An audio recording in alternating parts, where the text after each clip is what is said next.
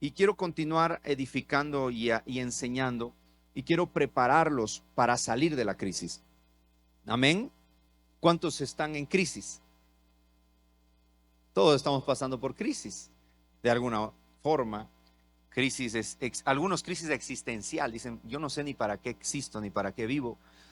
La verdad estoy aquí porque ya el aire es gratis. Vivo porque el aire es gratis y porque ya.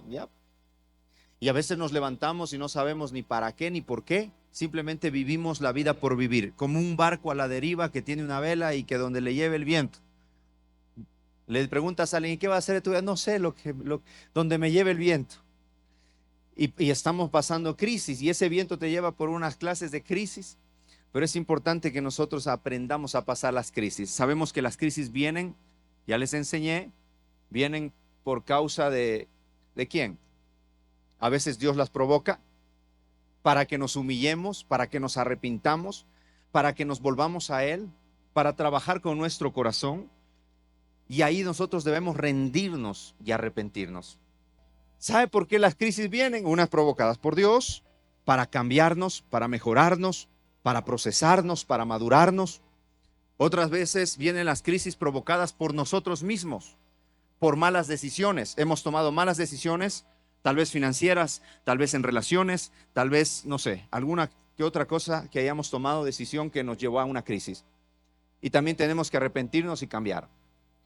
Y las crisis también vienen por el enemigo, provocadas por el diablo.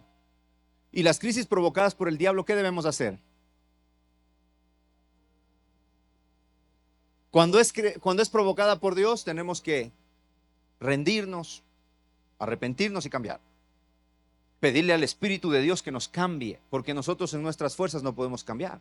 Él es el que nos cambia, pero Él te cambia cuando te rindes. Pero las crisis que son provocadas por el diablo, esas crisis hay que pelearlas y batallarlas. Y tenemos que sacar la espada y declarar la palabra para salir de esas crisis. Amén.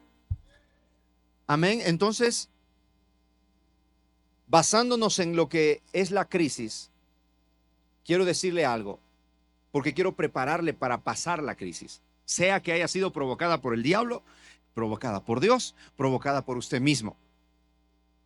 Pero lo importante es el resultado final. ¿Cómo vas a salir de esta crisis? Y vimos en Lucas que había dos tipos de personas, unos que edificaron su casa sobre la roca y otros en la arena. El que edificó en la roca, vino la crisis y prevaleció. Pero el que edificó en la arena, vino la crisis y fue destruido.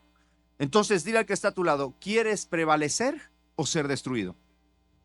Si estás en la casa de Dios hoy y si estás conectado a través del internet, en las sedes, en los diferentes lugares, países, naciones, sé que Dios está preparándote a ti y poniendo el fundamento para pasar en victoria de la crisis. Y quiere que le diga algo poderoso de la crisis. De la crisis viene la creatividad.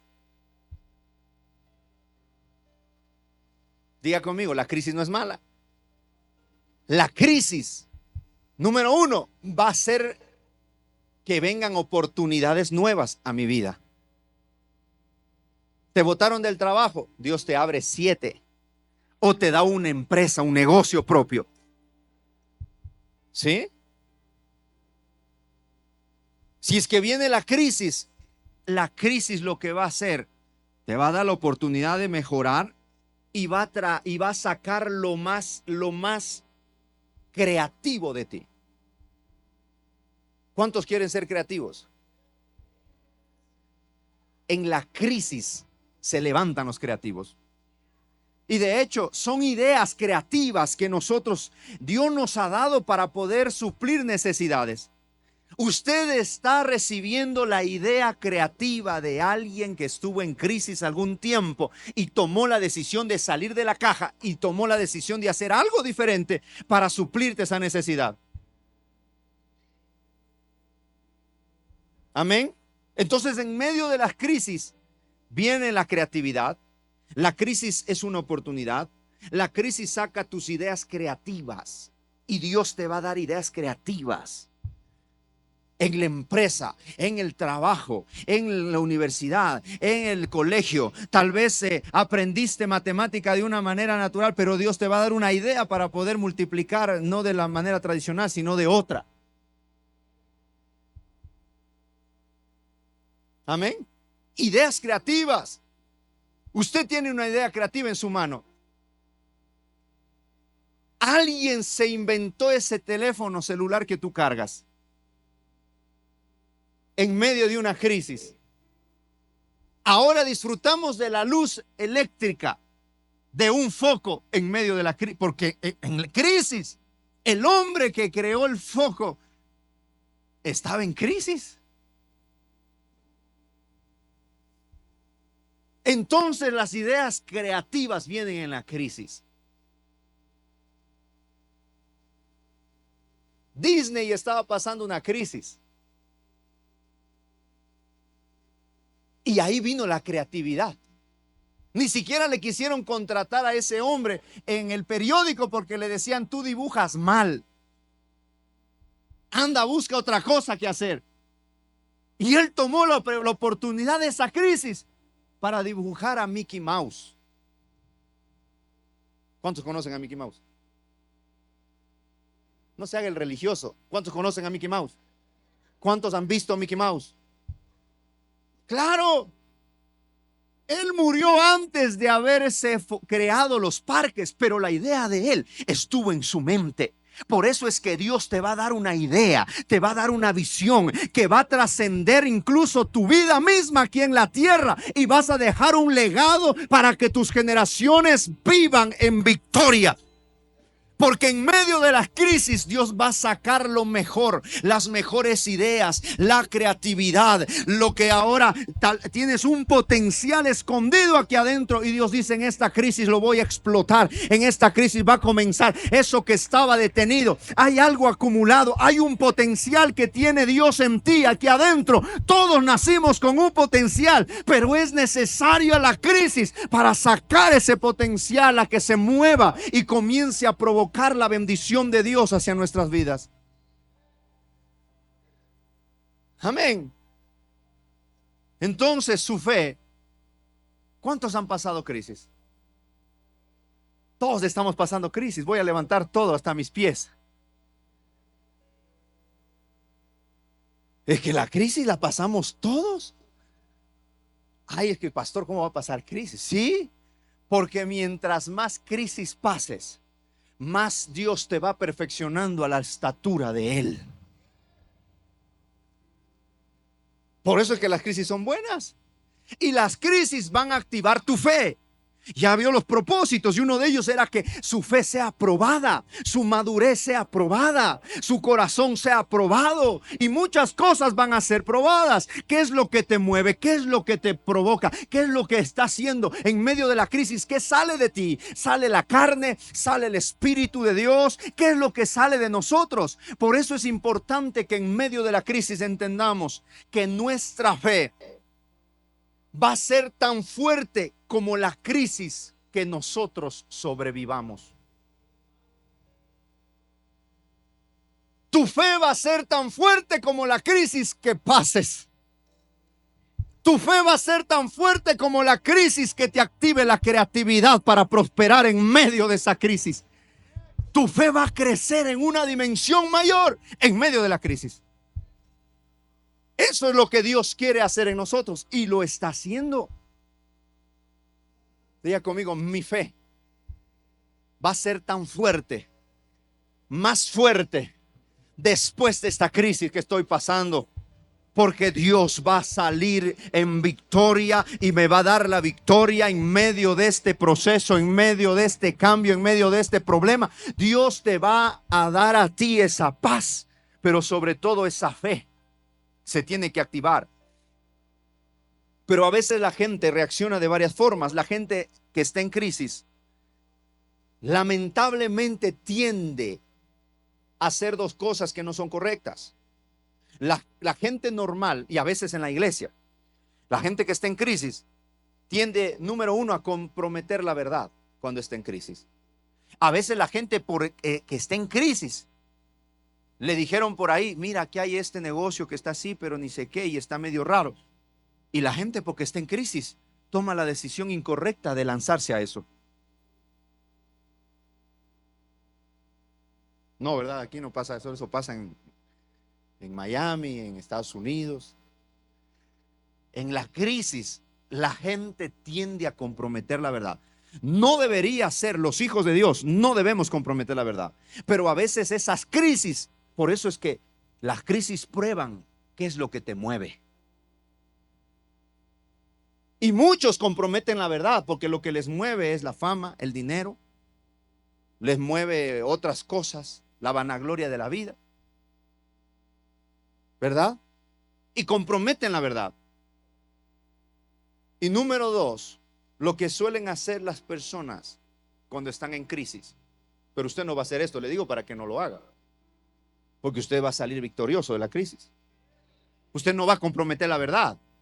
Si tu jefe te dice, mira, haz esto, y te dice que hagas algo chueco, y te dice que vayas a sobornar y que vayas, y tú le dices, un momentito, eso yo no lo voy a hacer. Y si me tiene que votar, Dios me va a abrir 7 empresas para que me den trabajo. Y tenga algo en cuenta, que esta empresa está prosperando porque yo estoy aquí, porque soy un hijo de Dios en justicia. Usted tiene que declararlo. Entonces la gente que está en crisis tiende a comprometer la verdad. No comprometa la verdad, diga la verdad. Número dos, lo que tiende a hacer es retrae su generosidad. Cuando la gente está pasando crisis, dice, pastor, está difícil la cosa, está difícil, empresarios vienen a hablar. Y hay gente que de afuera, de empresarios, amigos de mis hijos espirituales acá, que son empresarios también, pastores, y ellos van y le dicen, estoy quebrado, estoy en una crisis tan fuerte que mi empresa quebró, me toca empezar de cero. ¿Sí?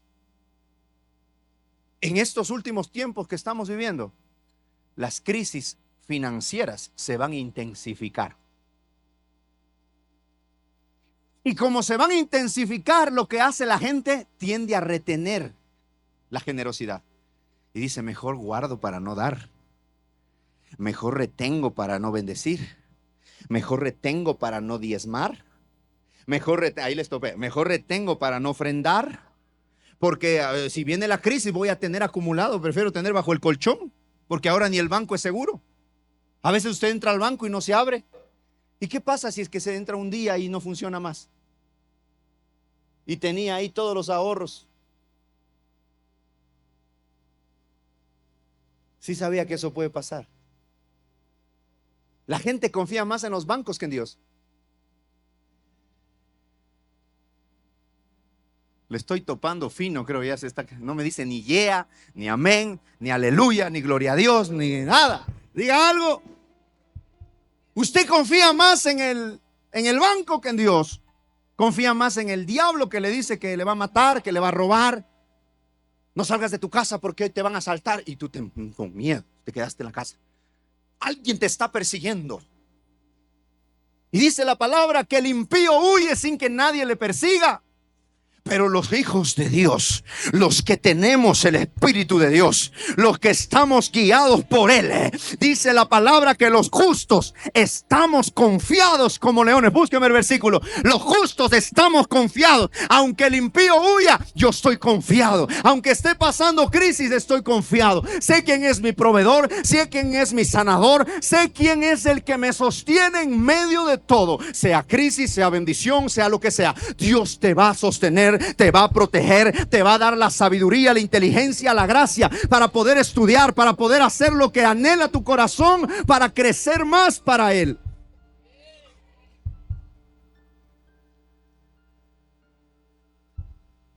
Proverbios 28, 1. Y la gente retrae su generosidad porque tiene miedo. ¿Sabe cuál es el arma más poderosa para poder sobrepasar una crisis financiera?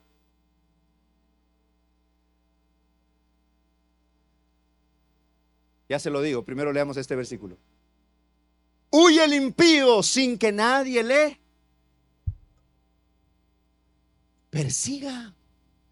Usted ha escuchado gente que le dice, es que alguien me vino siguiendo. Alguien está tras mío.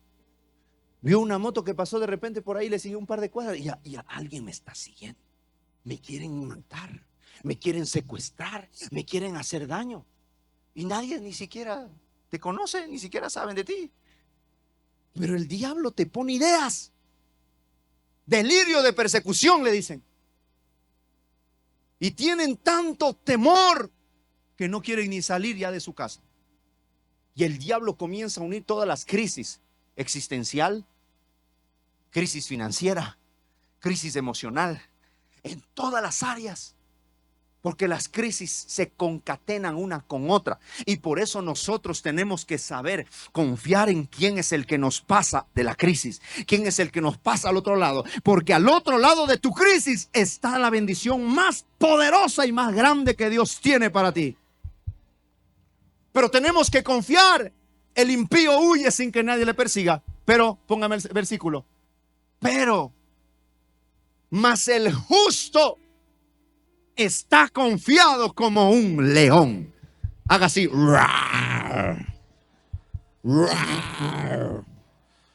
Usted tiene que hacer así. ¿Cómo hace? ¿Ha visto los leones? ¿Cómo bostezan? Y al lado pasando una estampida de elefantes. Y mientras el impío sale corriendo, ¡uy, los elefantes me aplastan! Sale corriendo. El león dice,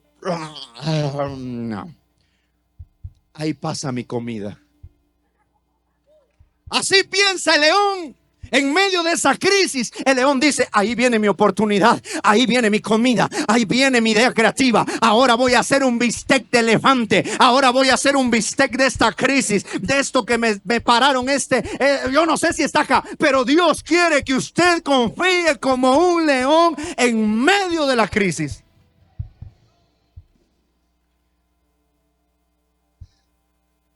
La crisis va a sacar el Lion King que cargas. Usted tiene que entender que cuando vienen las crisis, Dios está con usted. Por eso es que está en esta casa. Por eso Dios te trajo para que te plantes en una casa espiritual, donde su presencia habita y donde hay un portal al cielo. Por eso la gente cuando llega acá, le cambia la vida. No importa cómo hayas llegado, Dios te trajo acá y te hace tener una probadita de lo mucho que va a hacer contigo. Pero ¿sabe qué sucede cuando la gente se confía y dice, ay, qué lindo que ha sido, voy a seguir yendo a esta iglesia porque aquí Dios me va a prosperar? Y llegan, pero comienzan por esa crisis que pasaron a retener su generosidad.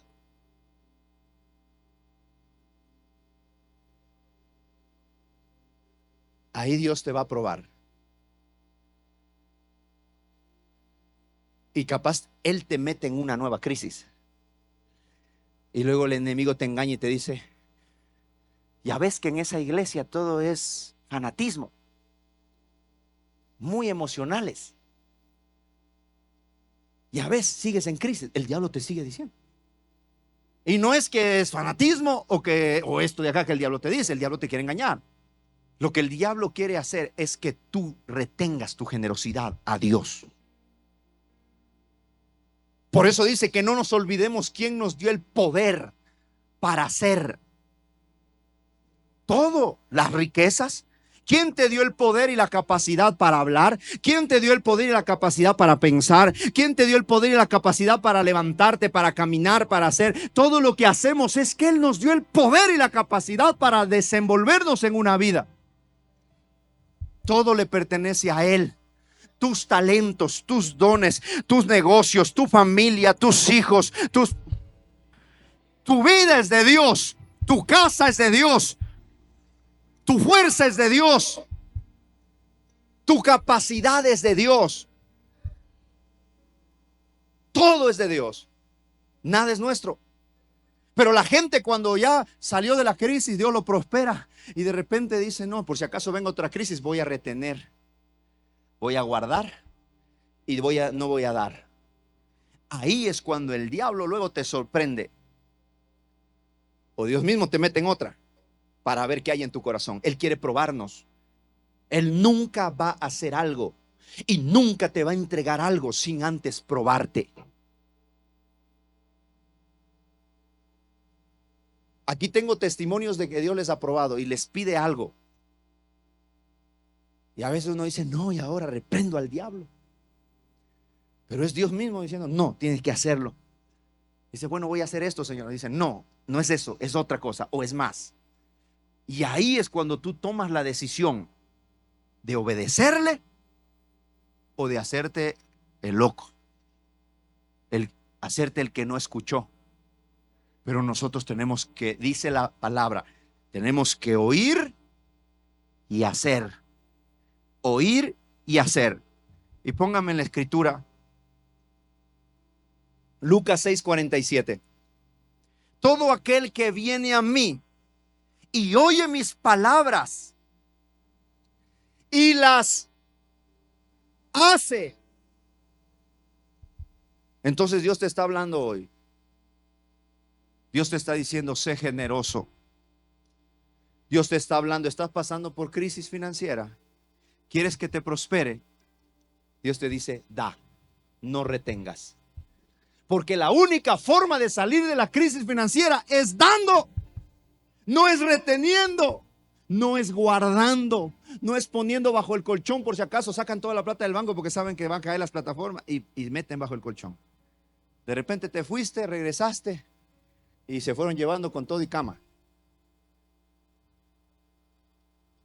¿Sí o no? Todo aquel que viene a mí y oye mis palabras y las hace, ¿qué dice? Os indicaré a quién es semejante. Y aquí continúa, que tú edificas tu casa sobre la roca. Siguiente. Semejante a un hombre que edificó su casa y dice, cavó y ahondó un pozo. Y dice, el fundamento sobre la roca. Él fundamentó sobre la roca. Tú vas a poner tu fundamento sobre la roca, que es Cristo. Tú no vas a poner tu fundamento sobre la arena, sobre el negocio. Tú no vas a poner, tu fundamento no debe estar en el jefe que te dio el trabajo. Tu fundamento y tu confianza no debe estar en el dinero que estás recibiendo al mes, en el cheque. Ese no es tu fundamento. Tú debes entender que Dios es tu prioridad. Y si es que mire, yo le voy a decir una cosa. Cuando a mí me dieron la oportunidad de trabajar, gracias a Dios tuve un trabajo antes de tener mis empresas. Yo tuve un trabajo y yo fui de una donde mi jefe y le dije, porque me dijeron, todo el mundo aquí trabaja los sábados. Y yo sabía que tenía que servir a Dios el sábado o recibir un entrenamiento para mi eternidad. Entonces yo fui de frente y le dije, estimado jefe, discúlpeme, pero yo no puedo trabajar los sábados. ¿Y cómo así? Si todos trabajan los sábados. Lo que pasa es que yo le sirvo al dueño de todo el universo. Y si usted quiere que Él le siga bendiciendo en su empresa, deje que este hijo de Él se siga preparando para servirle a Él. Y nunca trabajé los sábados. No trabajaba en lo natural. Trabajaba para el rey. Servía al rey. Venía a entrenarme, venía a una capacitación, venía a otra capacitación ¿de dónde? ¿De dónde, pastor? ¿De ingeniería, de robótica, de automatización? No, venía la capacitación del reino, venía a recibir palabra, revelación, conocimiento revelado que me estaba edificando mi vida para el propósito divino, que era ser un pastor. Yo no sabía que iba a ser un pastor, pero tomé la decisión y tomé el atrevimiento. Yo dije, si no me da permiso, yo entre mí dije, yo no le dije a él, pero yo entre mí dije, hoy voy a ir a hablar osado como un león y confiado como un león. Y le voy a decir esto. Y si es que me dice que no, voy a renunciar. Recién me habían contratado. No tenía ni una semana. Pero por mi osadía, y Dios vio mi corazón y dije, Señor, voy a poner primero tu reino. Escrito está Mateo 6:33, poner primeramente el reino de Dios y su justicia, y todo será añadido. Dice que no te afanes por el día de mañana. Tú no te vas a afanar. Cuando buscas el reino, todo afán se va. Cada día tiene su propio afán. Y en toda crisis, todos estamos siendo afectados. En lo emocional, en lo físico, en lo familiar o en lo financiero. Pero lo importante es poner primeramente el reino. Diga conmigo, el reino es primero. Y por eso Dios quiere que tú pongas prioridades. Y para poder pasar de la crisis necesitamos poner prioridad. ¿Quién es tu prioridad? ¿Quién es primero? Tu familia, tu esposa, tus hijos. ¿Quién es primero? A veces la gente retiene muchas cosas. Se retiene de servir al Dios vivo que le ha dado la vida. Tenemos que estar dispuestos a servirle a Él. Amén. En estas dos casas fueron golpeadas por lo mismo. Ya lo vimos. Pero vimos la diferencia. Y yo quiero edificarle para que usted salga de la crisis comprometido en el reino. Y por eso es que Cristo, cuando vino a la tierra, Él vino a enseñar a sus discípulos y les enseñó los misterios del reino. Estos misterios que yo le estoy revelando, el diablo va a querer quitarles para que ustedes sigan en crisis y no salgan al otro lado. El diablo quiere hacer eso, porque el diablo quiere alimentar más crisis emocional, existencial. Por eso, mire el testimonio. Yo ya estaba buscando, ya vinieron ideas de ir a suicidarme. Imagínese tomar una decisión eterna por una situación temporal. Se lo voy a poner así porque no me está recibiendo. Nunca tomes una decisión eterna por una causa temporal. Esa crisis es temporal. Esa crisis económica es temporal. Esa recesión es temporal. Esa enfermedad es temporal. Ese dolor es temporal. Esa tristeza es temporal. Esa angustia es temporal. Esa soledad es temporal. Pero Dios es eterno. Tu vida es eterna. Tu alma es eterna. Tú vas a definir si quieres pasar en el cielo con Él por la eternidad o en el infierno por tomar una decisión equivocada. Por eso nunca tomes una decisión determinante y eterna por una situación temporal. Las crisis son temporales. Dile al que está a tu lado, las crisis son temporales. No te quites la vida por esa crisis que estás viviendo. No te suicides por esa crisis que estás pasando. No pienses que eso es lo último, que ya no hay más, porque eso es temporal. Y Cristo nos habla. Diga conmigo, yo voy a dar generosamente. Yo quiero desafiarle hoy y le voy a dar una palabra. ¿Cuántos quieren salir de la crisis financiera? ¿Cuántos quieren salir de esa crisis que estaban ahí y que ya, pastores, que está dura la situación? Ya no sé si comer pollo o comer huevo con arroz, o comer un día huevo o otros días arroz, porque o me toca huevo o me toca arroz. No importa cuál sea la crisis, Dios te va a sacar de esa crisis para que te comas un buen bistec, para que te comas una buena, lo que Dios te va a suplir todo conforme a sus riquezas. Pero para que te supla, debemos entender el principio de la crisis para pasar una crisis en la parte económica. Eclesiastés 11:1-2. Voy a poner fundamento. Y dice: echa tu pan sobre las aguas, porque después de muchos días lo hallarás.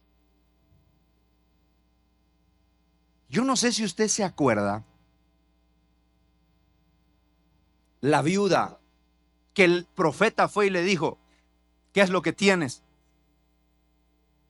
Y le dijo: solo tengo un puñado de harina y aceite.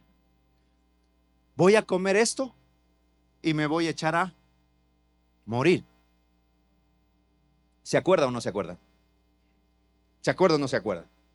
No quiero que me saque de contexto lo que estoy hablando, porque a veces el diablo te está metiendo una clase de dardo ahí diciéndote, ay, este pastor ya te quiere sacar plata. No, le quiero sacar de la crisis. ¿A cuántos Dios le ha sacado de la crisis aquí dando? Levante la mano seriamente. Que vinieron en una crisis financiera, económica, y Dios les comenzó a sacar y les dio ideas, les dio algo, les dio vida. Ahí está, testimonios. Pudiéramos dar testimonios y lo vamos a hacer. Pero yo quiero poner fundamento. Y dice la palabra, echa tu pan sobre las aguas. ¿Dónde vas a echar el pan? Cuando dice la palabra que seremos como árboles plantados, en Salmos está escrito, porque serás como árbol plantado junto a ríos de agua viva, que tus hojas no caen y que das fruto a tiempo. Esos ríos de agua viva es donde la presencia de Dios y el Espíritu de Dios se mueve.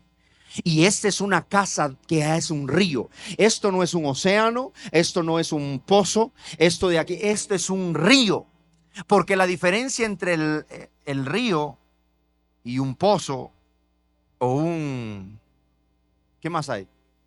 Lago, laguna, es que el río, tú nunca vas a ver la misma agua correr cada día. Cada día hay una nueva agua.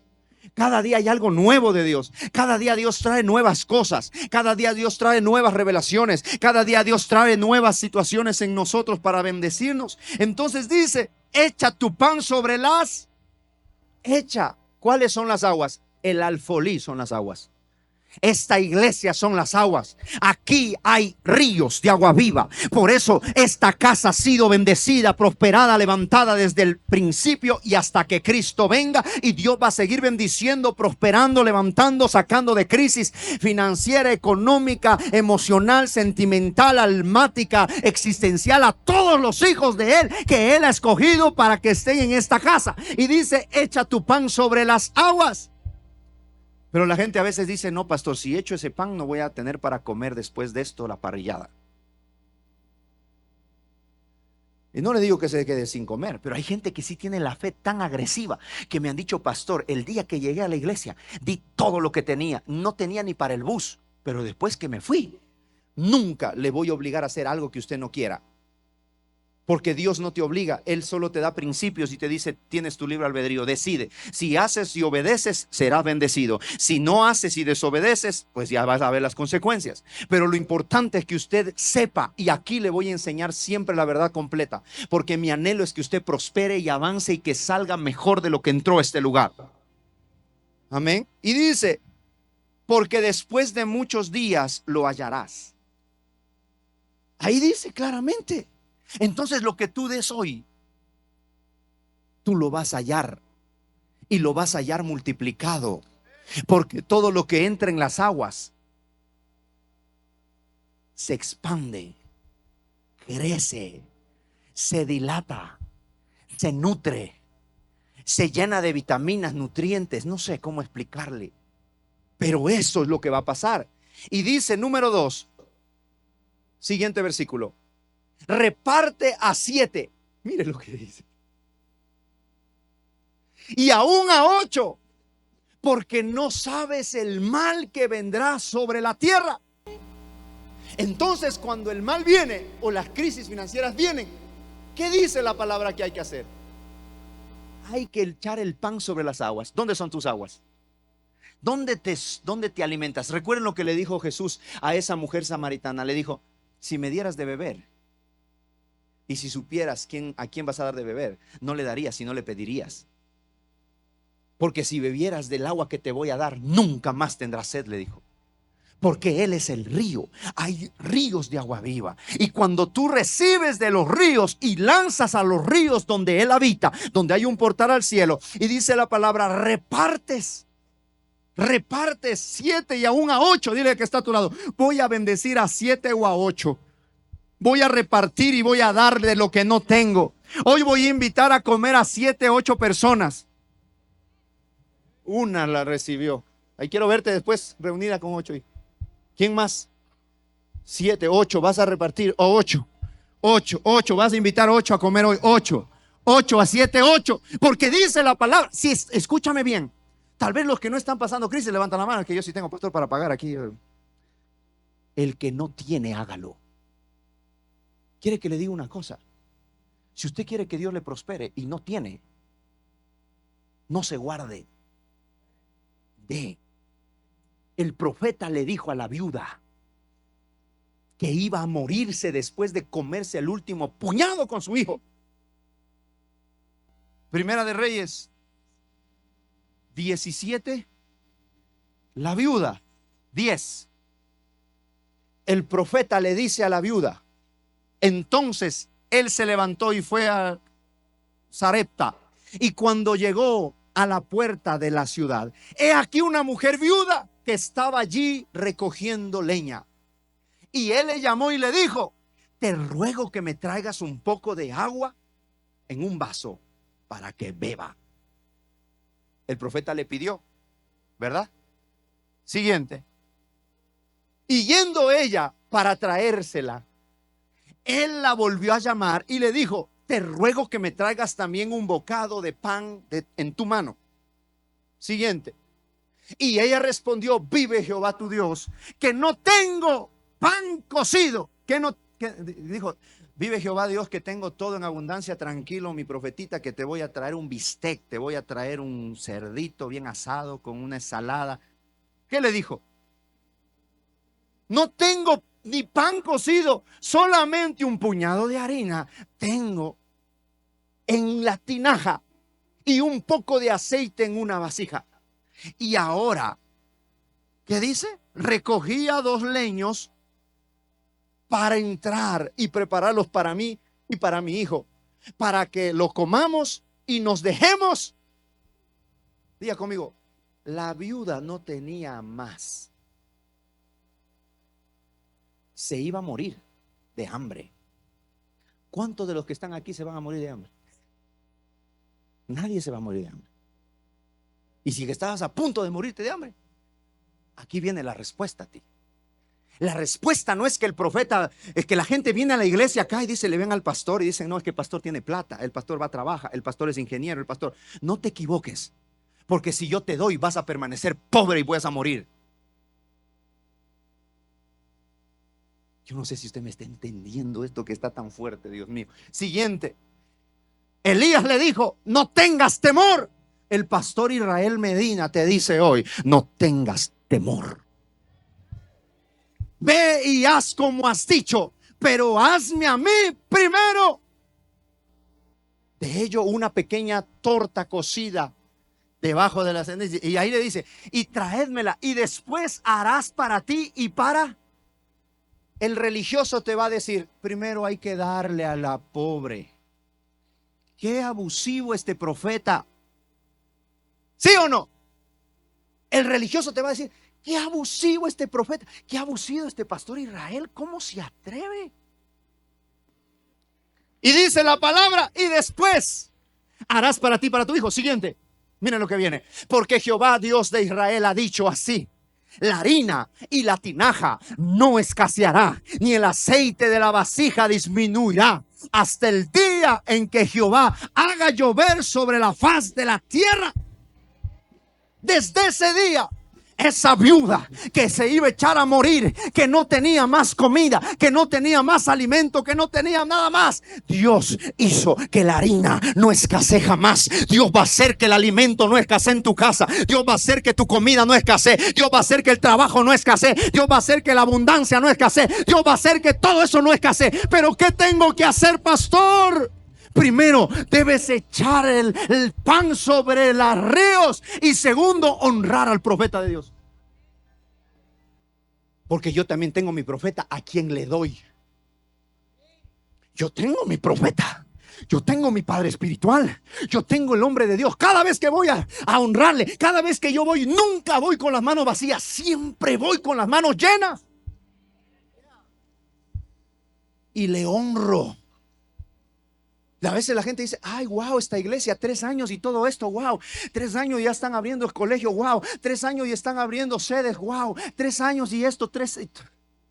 Pero ustedes no tienen idea lo que yo doy a mi profeta. Por eso la harina y el aceite no escasearán jamás. No importa lo que venga, no importa lo que Dios nos pida. Sabemos que hay un orden de Dios. Le damos a Dios lo que es de Dios y le damos y honramos a quien debemos honrar.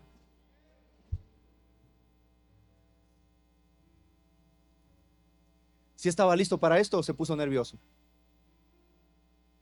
¿Cuántos están recibiendo? Levante su mano derecha, cierre sus ojos y diga: Padre Celestial, permíteme recibir la revelación que viene de tu palabra. Escrito está lo que debo hacer. No es que el pastor me dice o me obliga a hacerlo, sino que tú lo dices en tu palabra. Y quiero cumplir los principios para que tú me saques de la crisis. Génesis 26:12. Y dice: Isaac, y sembró Isaac en aquella tierra. Había una crisis.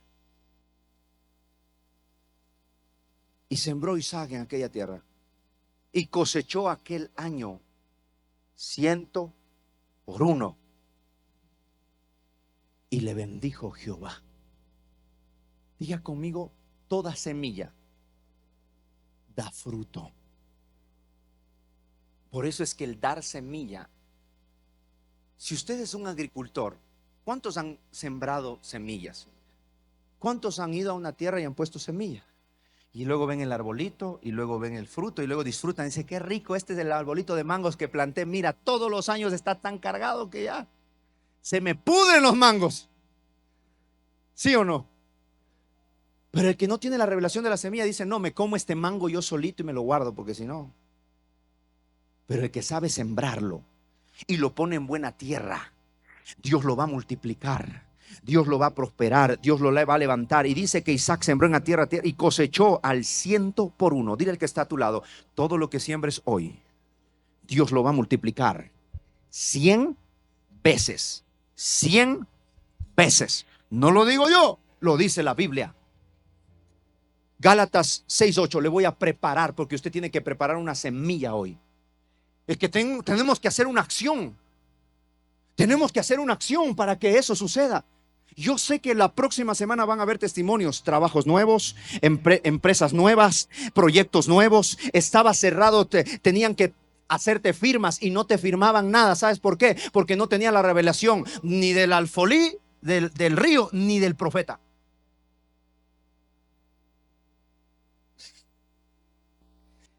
Y dice Gálatas 6:8, póngame Gálatas 6:8, pero está bien. Dice: porque el que siembra para su carne,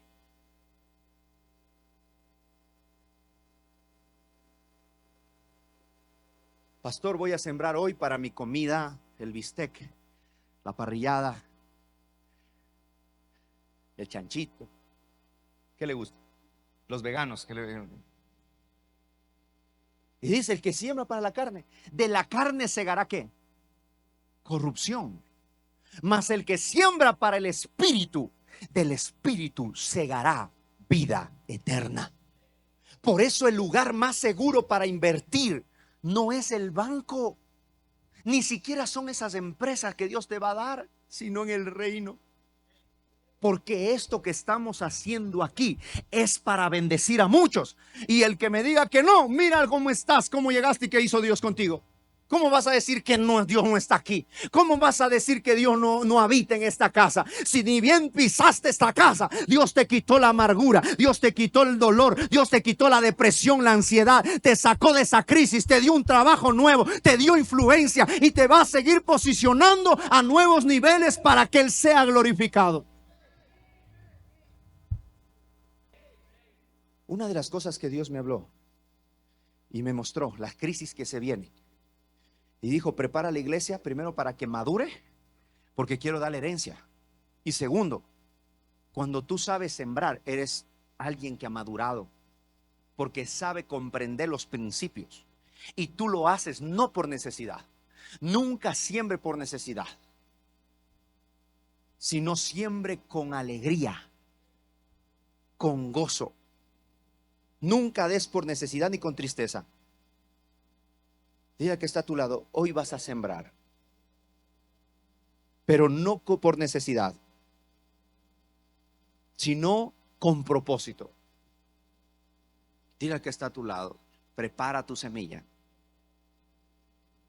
Y si es lo último que tienes, pruébale a Dios. Yo sé que tal vez el diablo te está poniendo un engaño y te está diciendo, este pastor, qué abusivo. Créame que lo que hoy va a hacer usted, le va a cambiar su economía, le va a cambiar su vida y le va a sacar de esa crisis financiera. Dios lo va a prosperar. Los que están aquí, las sedes que me miran, yo sé ahora, entiendo por qué hay tanta oposición en la transmisión. Porque el diablo no quiere que oigan la palabra. La transmisión también hay oposición espiritual. No todo es técnico. Hay cosas también espirituales que hay que discernir. Y el diablo lo que quiere es evitar que oigas. Por eso la próxima clase, la próxima semana, la próxima domingo, le voy a enseñar a cómo oír. ¿Y qué tipo de tierra tiene que ser usted? Porque toda la semilla tiene que caer en buena tierra. Y créame que esta casa es buena tierra. Por eso usted está acá. Por eso Dios le ha traído. Por eso Dios lo ha levantado. Por eso Dios lo ha prosperado. ¿Sabe por qué Dios nos da esta visión tan grande? Dios nos dio la visión de edificar la iglesia más grande del Ecuador y tal vez de Latinoamérica. Una iglesia para 15,000 miembros. ¿Por qué Dios me pone esas ideas locas? Y Dios me dijo, porque quiero buscar una excusa para prosperar a lo mega, a mis hijos, a los que estén dispuestos a poner en el río, en las aguas, su semilla, a los que digan, yo quiero ser el próximo dador, yo quiero ser el próximo que voy a sembrar. Necesitamos millones de dólares para edificar ese lugar para 15,000 personas, ese banco de alimentos para dar de comer a más de 100 personas al día. Necesitamos recursos para poder levantar ese colegio en esas 40 hectáreas, pero necesitamos, Dios necesita hombres y mujeres como tú que estén dispuestos a darlo todo. Y Dios dice, la harina y el aceite no escasearán. Así que ahí donde estás, levanta tu semilla. Yo quiero guiarle a dar una semilla de fe hoy. Hoy Dios te va a pedir algo. Hoy Dios te va a decir, haz un pacto con Dios. Si no tienes trabajo, si no tienes negocio, si tal vez estás pasando una crisis en tus finanzas, una crisis, no te han pagado, tal vez proveedores estás debiendo, o tal vez clientes te tienen retenido cheques, te tienen retenido firmas. Ahora es el tiempo de hacer un pacto con Dios para que se abran los cielos, porque cuando tú das, los cielos se abren. El diablo te dice deja de dar, el diablo te dice no des, y cuando tú paras de dar, los cielos se cierran.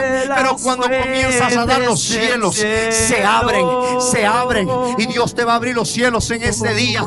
Hay casas que han sido pagas en este lugar, hay lugares que Dios te ha introducido por causa de tu obediencia y tu sacrificio. Y este altar es un altar de fuego, este altar es un altar de sacrificio, este altar es un altar. Esto no es un lugar de entretenimiento, este es un altar de sacrificio, y Dios habita en este altar. Y yo quiero que ahí donde usted está, los que me miran en cámaras a través del internet, en las sedes, en Galápagos, en Ambato, en La Tacunga, los que están en Cuenca, los que están en Ibarra, en Otavalo, los que están mirándonos ahora en Chile, en Francia, los que están mirándonos desde Europa, los que nos miran desde Perú, los que nos miran de los diferentes países, ciudades, provincias del Ecuador. Yo te quiero pedir ahí, haz un acto de fe.